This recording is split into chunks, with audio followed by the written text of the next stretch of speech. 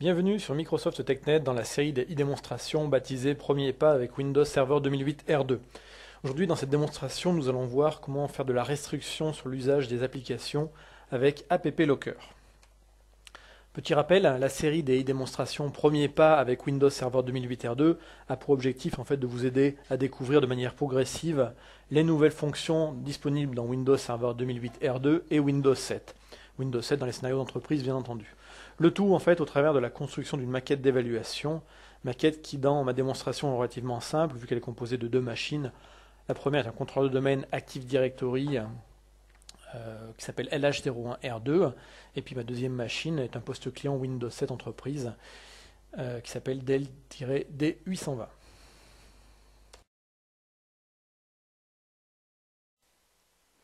Alors me voici sur une machine Windows 7 en version RTM et version française.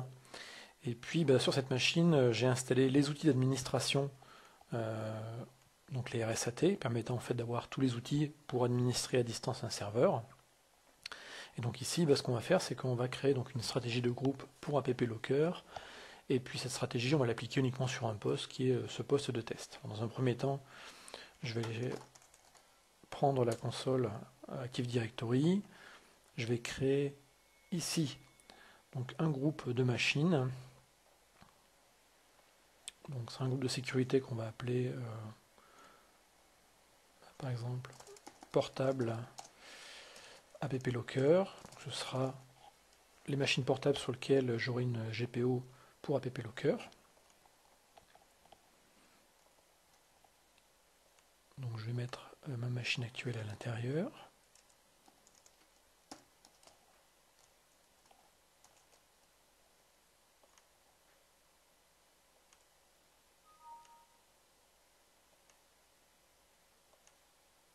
Voilà, ça je peux le fermer. Maintenant je vais ouvrir la console de gestion des stratégies de groupe.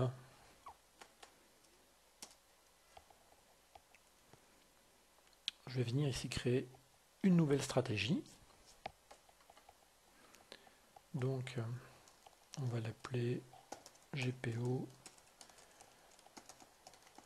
configuration App Locker.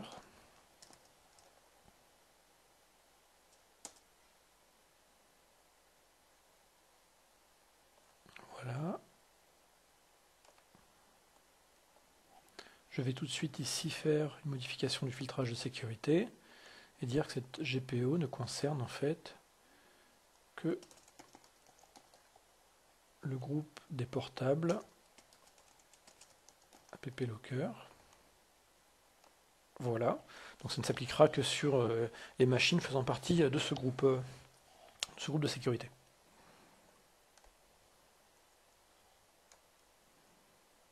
Ensuite, je peux maintenant venir modifier ma stratégie.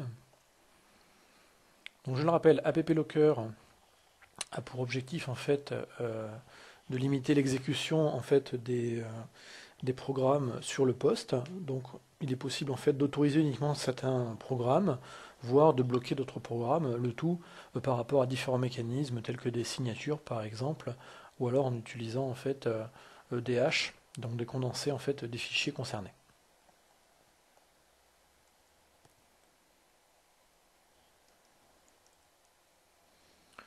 On vient ici sur paramètres Windows, paramètres de sécurité. App Locker correspond à la version 2 des Software Restriction Policy, en français les stratégies de restriction logicielle. Donc ça existe depuis Windows XP et Windows Server 2003. Mais au final, on s'est aperçu que finalement peu d'entreprises utilisaient ces mécanismes de restriction d'utilisation des logiciels, tout simplement parce que c'était pas très facile à mettre en œuvre et pas très intuitif. Donc les SRP existent toujours, elles sont disponibles ici dans stratégie de restriction logicielle. Ça c'est dans le cas où vous faites des stratégies pour des postes antérieurs à Windows 7. Je précise que pour utiliser App Locker, il faut avoir un Windows 7 en édition entreprise ou en édition intégrale, la Ultimate Edition. Donc si vous avez une version qui n'est pas celle-ci, typiquement la professionnelle, elle ne dispose pas des fonctionnalités permettant de faire de l'App Locker. Alors pour App Locker, il faut venir sur stratégie de contrôle de l'application. Voilà, on trouve ici le terme anglais App Locker. On va pouvoir faire des règles en fait par rapport en fait à soit des exécutables, soit des fichiers d'installation, par exemple des .msi, soit par rapport à des scripts. Donc, dans un premier temps, on va aller voir les règles au niveau exécutable. Donc, par défaut, il n'y a pas de règles qui existent. Donc, première option, on peut créer en fait les règles par défaut. Voilà, donc là j'autorise. Donc si on regarde le détail, eh bien, la première règle dit j'autorise tout le monde à exécuter les fichiers qui sont dans Program File. Donc Program File, c'est là où l'ensemble en fait des programmes sont installés. Donc là en fait, on va dire que la traduction n'est pas très bien faite parce qu'en français le répertoire s'appelle programme. On va voir comment ça se comporte. Donc le chemin d'accès, en fait, ça prend la variable programme file, donc là il n'y aura pas de souci, ça va bien prendre, même si on est en version localisée, toute la branche programme. Et puis ici, on peut créer des exceptions. Et le tout, en fait, s'applique pour l'instant, donc cette règle-là, à tout le monde. La deuxième règle dit que tout le monde peut exécuter des programmes se trouvant dans le dossier Windows. Donc dans le dossier qui correspond en fait au dossier système, donc le WinDir. Donc n'importe qui va pouvoir exécuter tout programme qui est dans cette arborescence, que ce soit MS Paint, le Notepad, le démineur ou n'importe quel autre logiciel dont l'exécutable est à l'intérieur en fait de ce répertoire, ou dans les sous-arborescences de ce répertoire. Et puis la dernière règle dit que les personnes faisant partie du groupe administrateur, donc administrateur local, eh bien, ces personnes-là peuvent exécuter tout fichier sur l'ensemble du disque dur. Ici, on a un chiffre qui est étoile. À partir de là, en fait, on va pouvoir créer des règles de restriction ou rajouter des règles complémentaires. Donc ça, c'est la première option. On peut également donc, alors, supprimer ces règles, voilà, et choisir non pas de générer donc, les règles par défaut, mais de générer automatiquement les règles, auquel cas ici, en fait, on va avoir une analyse complète en fait, des fichiers qui sont dans ces programmes files. Et puis à partir de là, on va pouvoir donner un nom à l'ensemble de ces règles. Donc on va faire suivant. Donc là, plusieurs options existent. Donc on va pouvoir donc créer des règles par rapport aux fichiers qui sont signés numériquement. Donc aujourd'hui, les éditeurs, on va dire un peu sérieux, signent leur code. Et donc il est possible en fait de vérifier que le code a bien été émis par tel ou tel éditeur et que le code correspond à tel ou tel programme. Là, dans les options qu'on va avoir, c'est que si un fichier n'a pas été signé, on va pouvoir quand même faire une règle, mais cette fois-ci non pas en fonction de la signature puisqu'elle n'existe pas, mais en fonction en fait soit d'un condensé de fichiers, donc, qui a été traduit ici par hachage. Donc en gros, l'exécutable qui est présent est analysé, un condensé est créé, et globalement, s'il y a une modification en fait de ce fichier, eh bien, le condensé ne sera plus associé. Donc c'est pas forcément la meilleure façon, mais si le fichier ne change pas, c'est une bonne option à utiliser. Règle d'accès, là on travaille par rapport à un chemin donné, par exemple programme file mon application derrière après ce que vous voulez. Et bien ici, on va dire que par rapport à ce chemin complet qui est programme file ou programme / mon application, eh bien tout fichier qui sera là-dedans, la règle correspondra en fait à ce chemin d'accès. Si le chemin d'accès est modifié, la règle n'est plus réellement applicable. Donc on va utiliser le hachage dans un premier temps. Et autre option, on peut dire, dans ce cas-là, je n'utilise pas les règles d'éditeur avec les fichiers signés numériquement, mais je fais que du hash. Ce qui n'est clairement pas conseillé, parce qu'aujourd'hui, la plupart, je l'ai dit, des éditeurs un peu sérieux signent numériquement leur code, donc ils font profiter et l'utiliser. Pareil, ici, on voit qu'on a ici une réduction du nombre de règles possibles en regroupant les fichiers similaires. On va cliquer sur suivant. Et puis on va laisser faire, le poste va analyser en fait les exécutables qui sont présents sur cette machine, et à partir de là, proposer. Donc, l'analyse est assez rapide, je n'ai pas beaucoup d'exécutables sur mon poste. J'ai quand même, donc on propose quand même 33 règles, correspondant à 96 fichiers exécutables, et sur l'ensemble en fait de ces exécutables, finalement on n'a que 2 fichiers sur lesquels le hash a été fait, 6 fichiers par contre, sur lesquels des hashes ont été faits. Donc ici, on peut examiner l'ensemble des fichiers qui ont pu être analyser. Donc on retrouve ici pas mal de choses. Vous voyez que donc on retrouve les produits de Microsoft qui sont dans Program File. Donc bien entendu, ceux-ci sont signés. Donc on retrouve par exemple à l'intérieur le Media Player, le Windows Mail ici que j'ai installé. La machine contient certains produits de la suite Live. Donc on a le Live Writer également, le Photo Gallery, le MSN Messenger, la partie pour la partie caméra, le Defender. J'ai ici une application de capture d'écran qui s'appelle Camtasia, elle aussi elle est signée.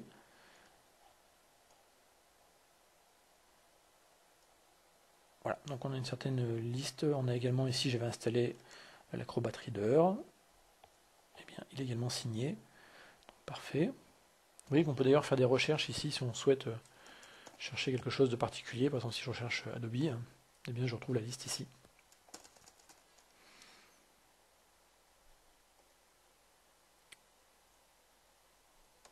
Je peux afficher les règles qui vont être créées. Donc ici, on voit les règles correspondant aux différents exécutables présents dans Program File.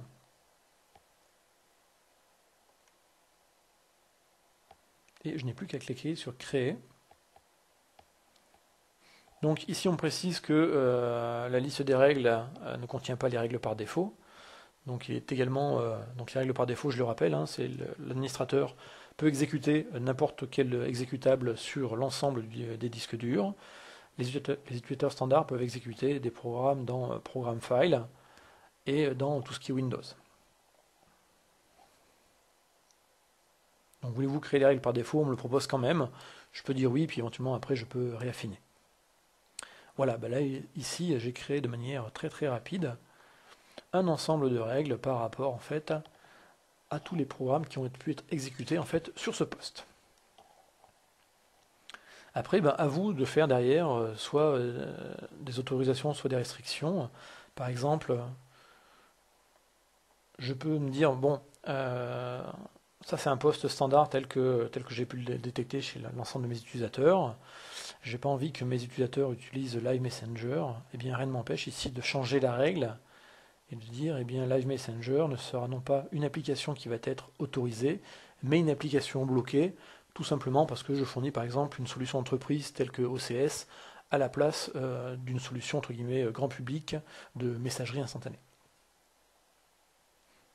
Donc voilà, ici mes règles sont créées, on peut bien entendu les affiner, on peut en créer donc des règles supplémentaires par rapport à d'autres répertoires si tous les fichiers ne sont pas installés dans Program File.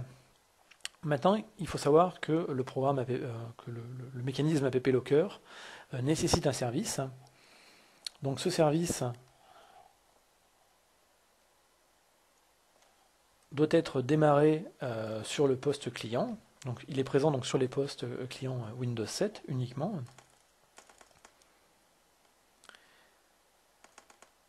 Et donc ce service qui s'appelle AppID en anglais, en français doit avoir un autre nom que je vais retrouver tout de suite.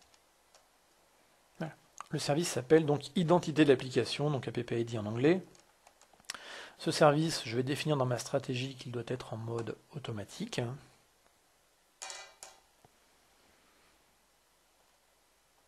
Hop, et voilà. Donc, pour résumer, quand on fait l'app locker, deux choses à faire. Première chose, bien définir le service AppID, donc le service identité de l'application en mode donc automatique. Et puis, au niveau des règles, bien venir créer ces règles d'exécutable. Au niveau ici app locker, donc là, je les ai fait générer et j'ai également les deux règles par défaut, les trois règles par défaut qui sont les premières. Vous pouvez dans un premier temps commencer par uniquement les règles par défaut et rajouter ensuite par la suite les règles que vous voulez par rapport aux exécutables. Si vous avez des fichiers d'installation particuliers, là encore, vous pouvez faire des règles ici à ce niveau-là. Même chose ici pour les scripts.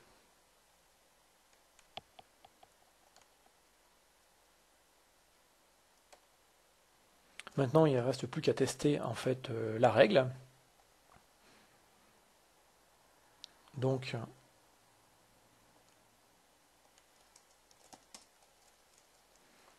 on va faire sur les postes un gpupdate/force.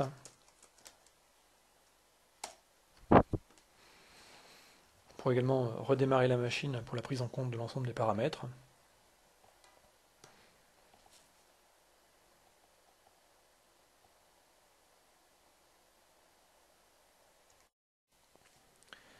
Une fois les GPO donc appliqués, les services qui sont automatiques doivent être démarrés. Enfin, au moins seront démarrés au prochain démarrage de poste. Démarrage qui n'est pas obligatoire si on va démarrer soi-même le service. Ici donc le service doit être, normalement AppID doit être démarré. Alors AppID, identité de l'application, voilà, il est démarré. Donc la règle que j'ai créée a autorisé toutes les applications à être exécutées. Globalement, les applications démarrent bien. La seule que j'ai bloquée était l'application Live Messenger. On va vérifier. Voilà. Programme bloqué suite à une stratégie de groupe. Plus d'informations, contactez votre administrateur système. Donc là, ça correspond bien en fait à la stratégie que j'ai créée, correspondant au blocage Live Messenger. Je vous remontre la fameuse stratégie.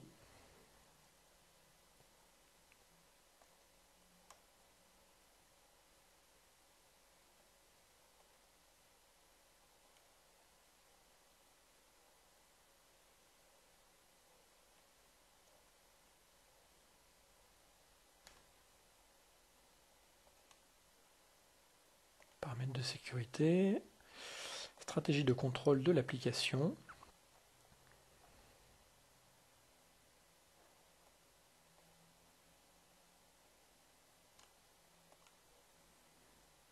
Effectivement, le programme que je bloquais ici était le programme donc Windows Live Messenger. Quand on regarde le détail, en fait, je bloquais donc ce produit, quel que soit le nom du fichier. Donc là, on travaille réellement avec la signature digitale. Et ici, au niveau de la version, ça correspond en fait à la version 14. On pourrait après faire un choix de dire, par exemple, je bloque tout ce qui est plus bas que la version 14. Et à partir de la version 14, je l'autorise. Ça peut être intéressant, par exemple, si vous avez, typiquement, si vous utilisez Acrobat Reader, qui est décliné, qui est aujourd'hui dans ses versions 9 et 10, et qui globalement, dans les versions antérieures, avait des problèmes de sécurité, comme tout produit d'ailleurs, qui a quelques années.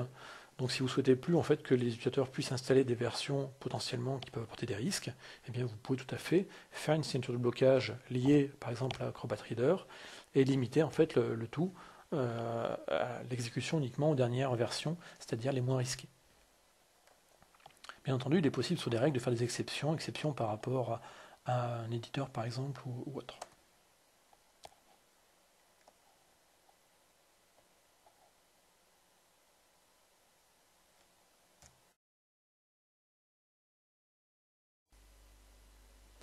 Cette vidéo est maintenant terminée, je vous remercie de l'avoir suivi, à bientôt sur Microsoft TechNet pour d'autres e-démonstrations autour de Windows Server 2008 R2 et Windows 7.